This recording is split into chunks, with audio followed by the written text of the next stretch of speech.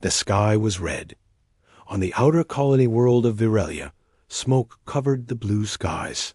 Cities burned. The sound of weapons echoed through the mountains.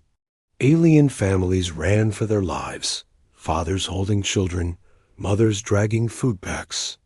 Elders falling behind. The attackers had no name. They came in silence, with black ships and machines that walked on two legs and fired without pause.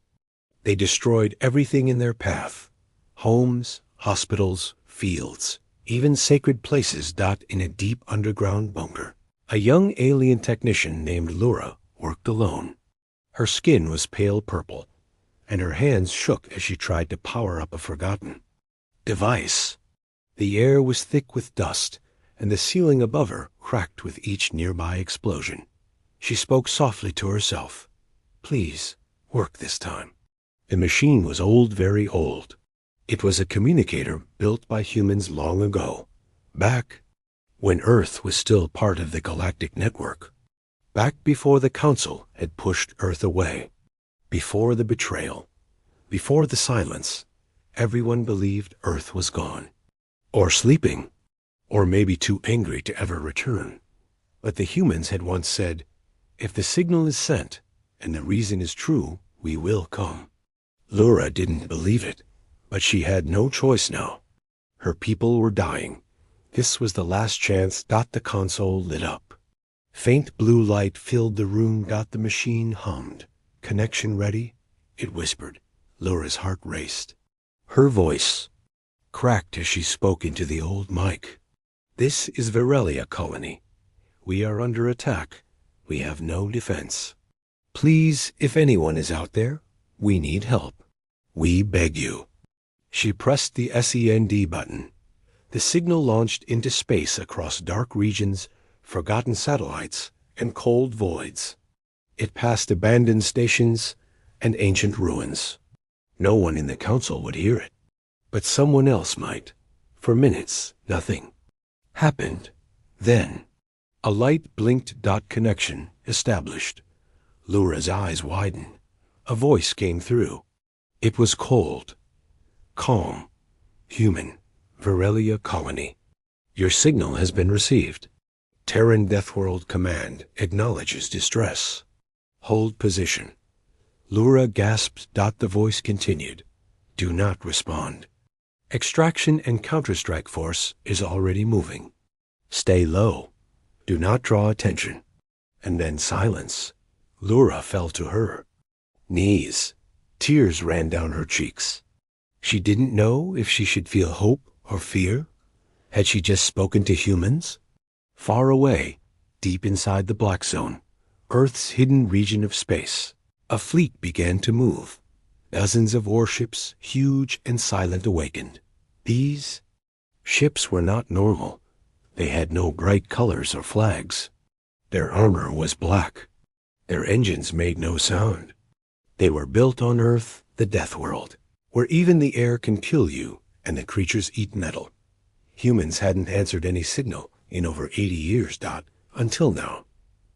Inside the largest ship, the TNS Revenant, a human admiral stood before a holomap. His name wasn't spoken. He was known only by his title, Spectre 1. He stared at the data from Virelia. Civilians under attack. Unknown enemy. Council not responding. He gave the order. Full war deployment. Zero diplomacy. Officers in black armor moved fast. Weapons charged. Fighters launched. Earth had stayed silent for decades. Now it would speak with fire. Back on Virelia, the enemy forces reached the final city. Fires burned everything. No resistance was left. The last group of aliens huddled underground, waiting to die. Lura sat beside a scared child. The little one asked, "Are they coming?" Lura looked up at the cracking ceiling. She whispered, "Yes." They heard us. Above them, in space, stars began to vanish one by one, not because they went dark, but because something big was arriving. The Deathworlders were on their way. Asterisk, the blackness of space, began to stir. Far beyond Council space. In a system without a name, metal giants woke from their deep sleep. These were not normal ships. They had no windows, no flags, no signals. Just silent armor that drank in starlight and engines that whispered death. They were Earth's ghost fleet.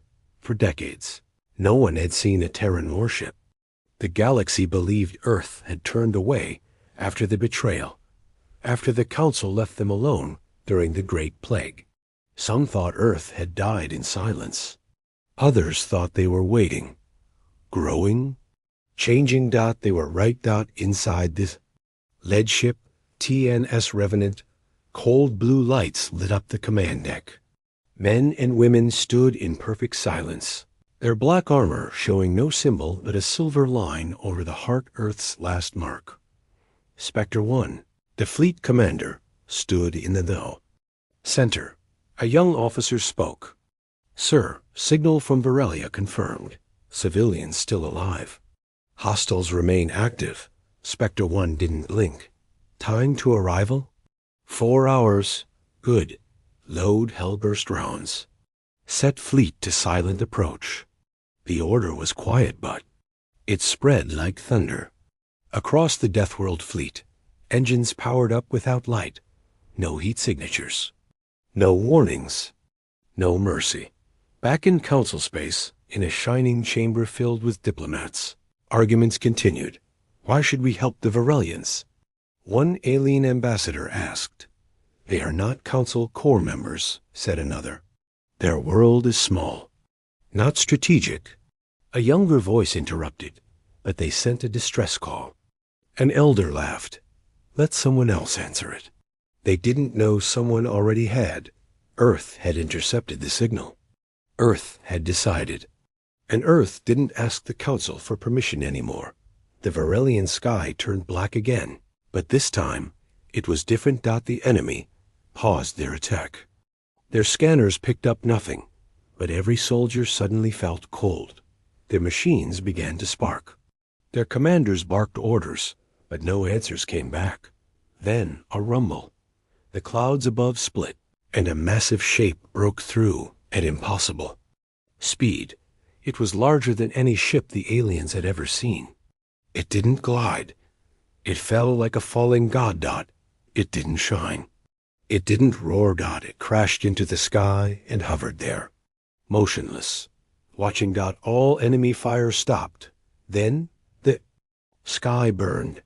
Dozens of smaller ships came down next. Black fighters, drop pods, missiles that didn't explode. They screamed. Red streaks lit the atmosphere as Earth soldiers made PLANETFIL. The Virelians hiding underground heard. It. Booms, rumbles, screams, and then silence. Laura clutched the small child beside her. She whispered, "They're here." On the battlefield, the enemy turned their weapons to the sky, but it was too late. The first Earth shock troopers landed. These humans weren't like the ones from stories. They were bigger, faster, and completely silent. Black armor, glowing, eyes, and weapons that changed shape with thought. The leader of the human landing unit spoke 2 words before the assault began. No survivors. What followed was not a battle. It was a warning. Enemy tanks melted. Walking machines were cut down mid-stride. Barricades shattered before being touched. One by one, human soldiers moved through the field like ghosts. No shouting. No mercy. No fear. The enemy tried to flee, but the humans were faster. They tried to hide, but the humans smelled fear. Within 20 minutes, the first enemy force was gone. In orbit, the TNS Revenant released a signal to all local systems. It was not encrypted. It was not polite. It said, "This system is under Terran protection. All unauthorized forces will be eliminated." Across nearby sectors, alien captains and warlords read the message and froze. They knew the stories. About Earth. About their silence. About what it meant when they finally moved. And now they were moving again. Down below, Lura crawled out from the bunker. The air was thick, but she could breathe. The city she knew was broken, but above her, floating in the smoke, was a giant Terran dropship, black and cold, not even showing lights. A ramp opened. A tall figure walked out. The humans stood in silence, looking at the survivors. He didn't speak. One Virelian elder whispered, "Who are they?" Another one replied with a shaking voice, "Deathworlders." The child beside Lura looked up and said softly, "They're here to save us?" Number. One answered, because even Lura could feel it. These humans hadn't come to save. They had come to end something. Asterisk.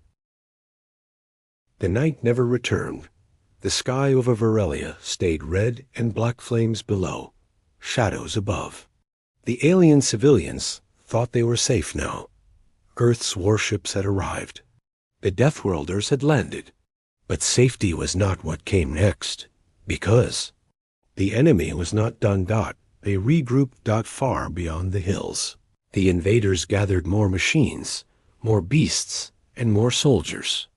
Giant carriers flew through the upper clouds. These attackers were not pirates or raiders. They were something worse organized, quiet, and without symbols. No one knew who they were or what they wanted. But now, they wanted revenge. Lura stood beside the Terran soldier who had entered the city. He didn't speak. His armor was scratched from earlier battles, but nothing seemed to harm him. She tried to thank him. "You saved us." He looked at her for only a moment, then turned away. Another soldier approached him. A second Deathworlder, just as silent, holding a glowing datapad. "Commander," the second human said, "enemy forces incoming." 2 clicks. "East, heavy armor, fast." The commander nodded. "Begin response protocol. No containment." No containment confirmed. Lura didn't understand all their words, but she understood the look in their eyes. This wasn't defense anymore. This was elimination. The enemy came fast.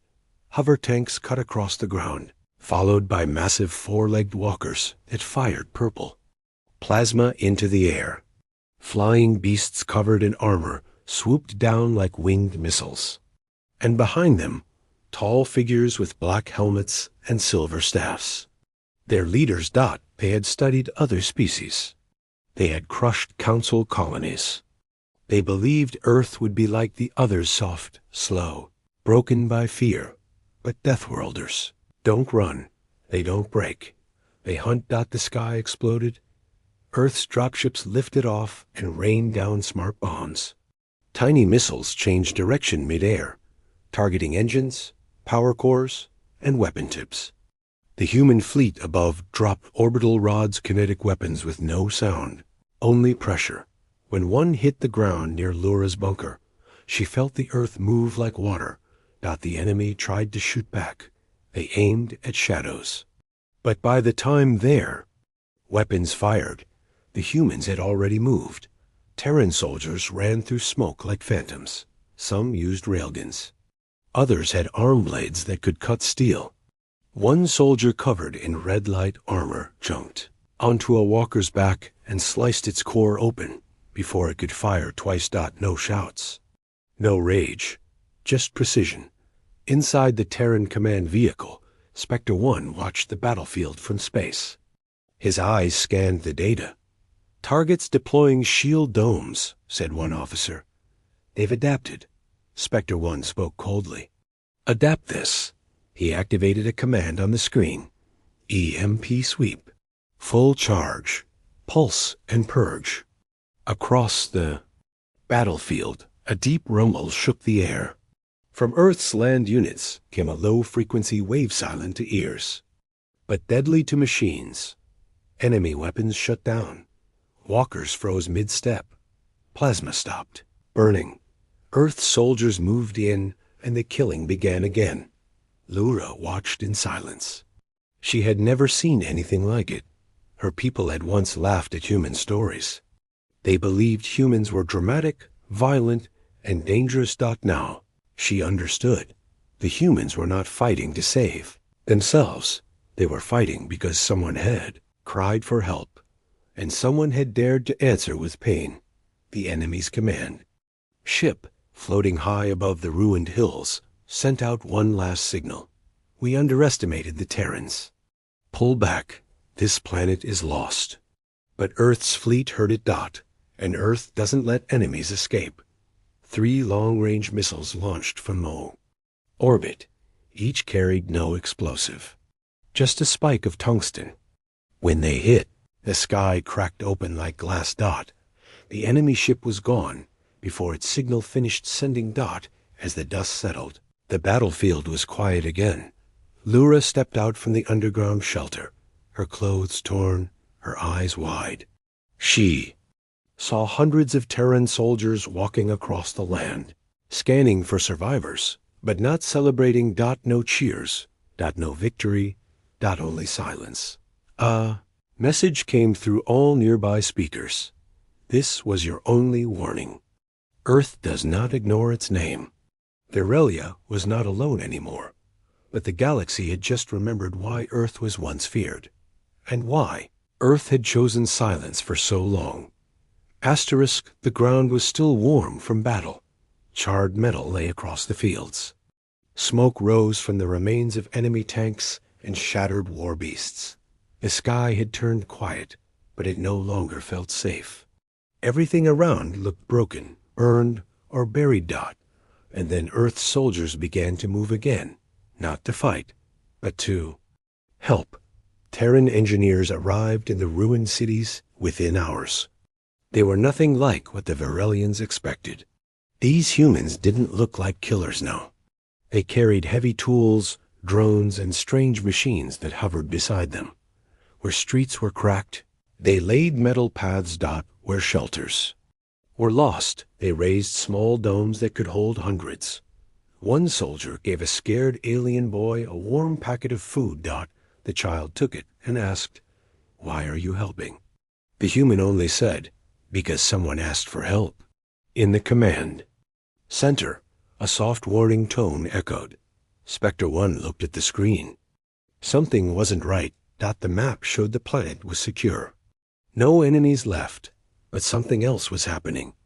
A secret signal was bouncing through the air hidden, buried under normal data. It was coming from deep underground. Below the colony ruins, Spectre 1 narrowed his eyes. Drill team, prep the drop tunnel. I want eyes below. Yes, Commander. Beneath the surface of Virelia, Earth soldiers discovered something unexpected. An ancient structure. It didn't belong to the Virelians, and it didn't match the attackers. The walls were smooth and silver, pulsing with a soft red light. Strange symbols marked the corner circles and sharp lines, shifting as if they were alive. Terran scanners went dark near it. Communications became static. Time even seemed to slow slightly. The lead engineer reported, "This place, it's not from any known race. Origin?" Spectre 1 asked. The engineer hesitated. "We think it's older than the Council. Maybe even older than recorded galactic history." Spectre 1 stood still. Then he said one word, "Seal it." Back in the city ruins, Lura helped other survivors gather what little they had left.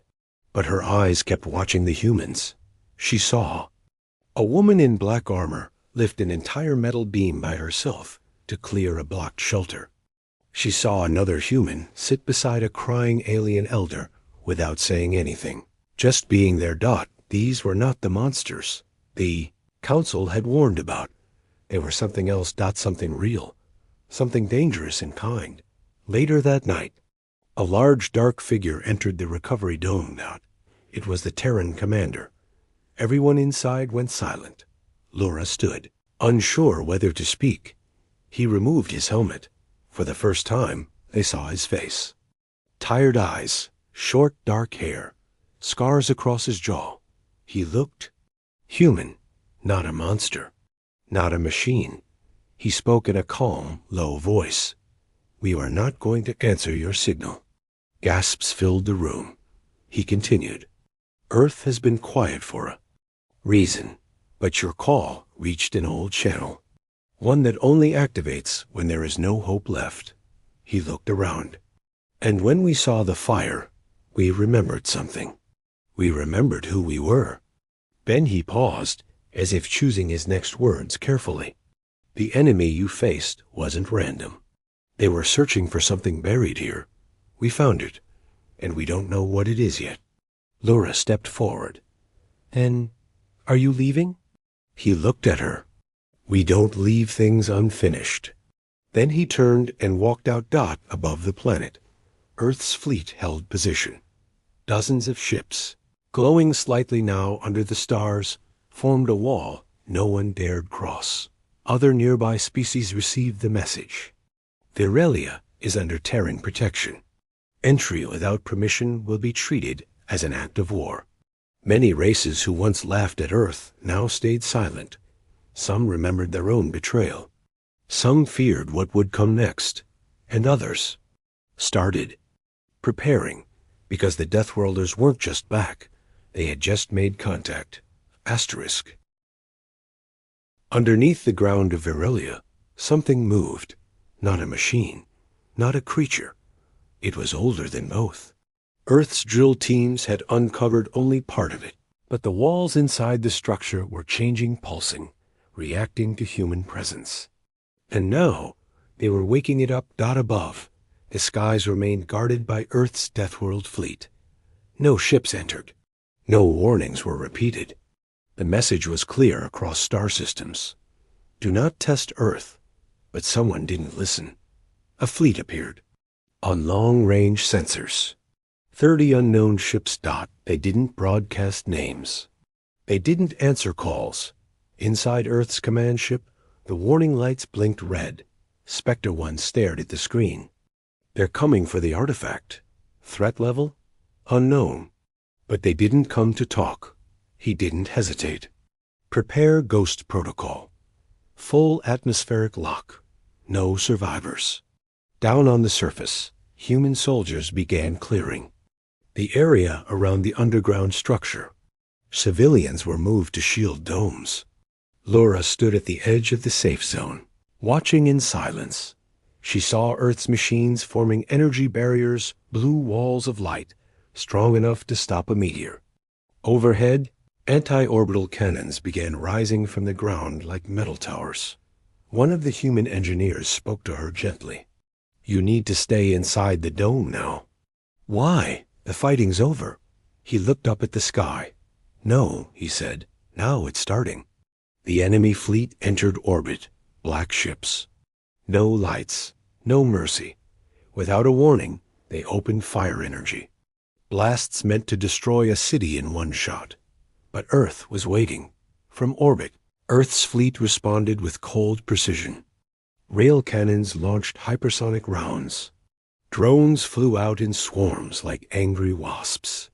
AI-guided missiles spun through space, targeting engines, reactors, and weapons.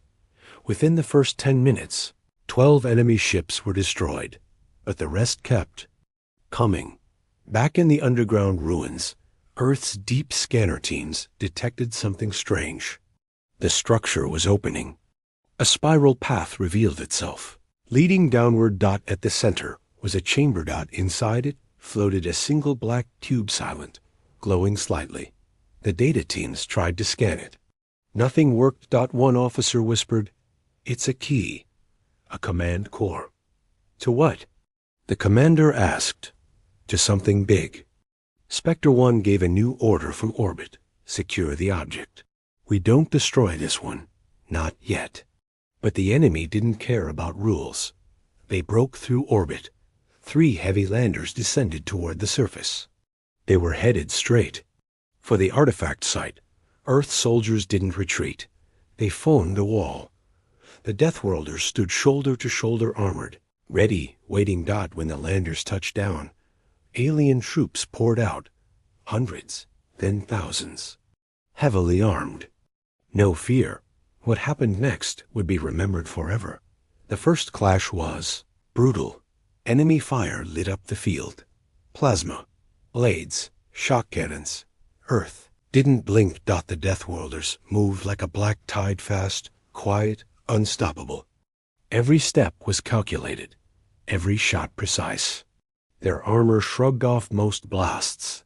And when one soldier fell, two more closed the gap.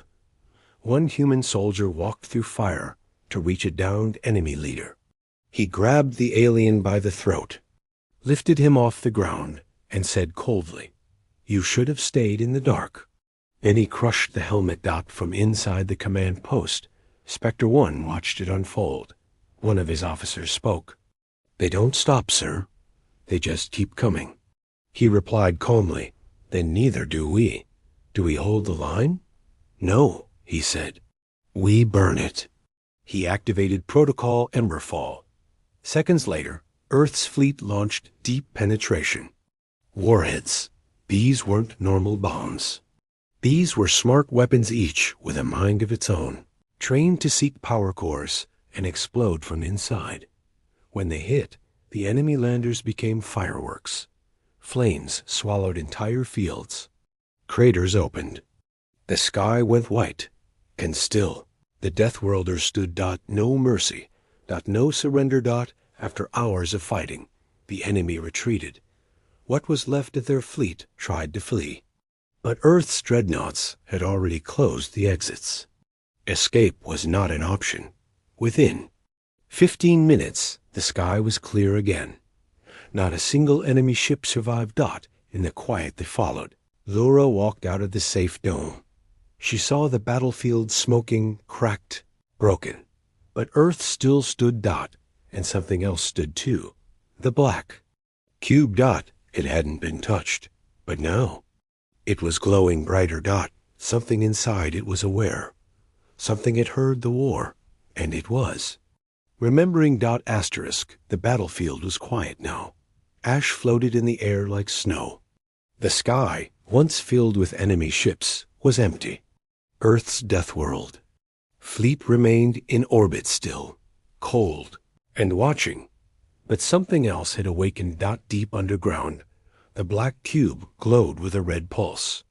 Soft at first, then stronger. It wasn't a weapon. It wasn't a power core. It was a signal. Inside the buried structure, Earth's engineers worked fast. They set up scanners, barriers, and emergency lockdowns.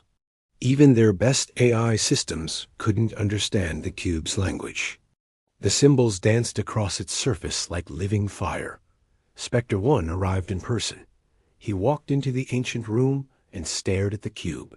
The air around it buzzed like a storm ready to break. The lead scientist whispered, "We believe it's a galactic beacon or warning system." Warning who? The scientist hesitated. Everyone. Suddenly, the cube spoke. Not with sound, but with force. A wave of data slammed into every scanner on the planet. It wasn't meant for understanding. It was meant for waking. Across the galaxy, in forgotten corners, in hidden systems, in ruins no one dared to explore, other cubes lit up. Messages began broadcasting, not in any language, but in terror. Earth's. Sensors struggled to keep up. Transmissions spread faster than light. Some messages showed images of ancient empires falling. Others showed stars collapsing. One message simply repeated, "The Death World has returned." In the Virelian sky, Earth's warships repositioned. For the first time, they formed a ring, a wall of protection and warning. Spectre 1 gave his final order from the ground. Begin Phase 2. This is no longer rescue. It's preparation. Lura stood at the edge of the rebuilt dome. The fires were out. Her people were alive. But she felt no peace. She saw the human engineers building strange towers, machines that reached into the sky and sent signals through hyperspace. She saw soldiers scanning deep space as if expecting something worse to arrive. She approached the Terran commander. He didn't turn. He just said, "We were never gone, you know." She spoke softly. "Why now? Why answer the signal? After so many years?" He finally looked at her. His eyes were tired but focused. Because you didn't ask for help to survive. You asked to be defended. That's different. She didn't understand that, so he explained. The galaxy laughed at us, feared us, forgot. We were fine with that. But now something old is moving again. Something that remembers us ... as enemies. He pointed toward the sky. And when that wakes up no council, no alliance, no species will stand a chance alone. In the council chambers, panic spread. News of Earth's return had already shaken the inner systems. Now the beacon's message had changed everything. Old.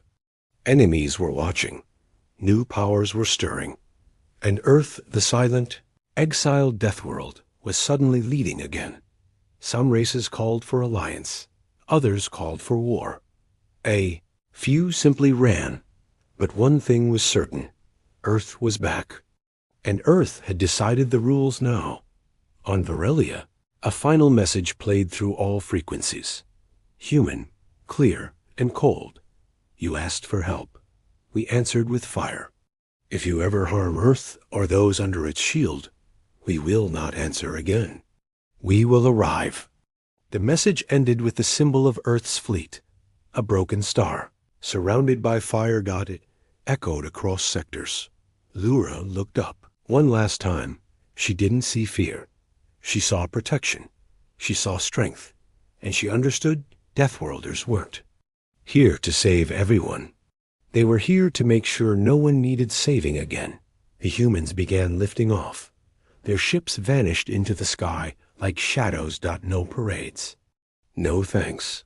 No celebration. Just silence. And the memory of fire. Asterisk.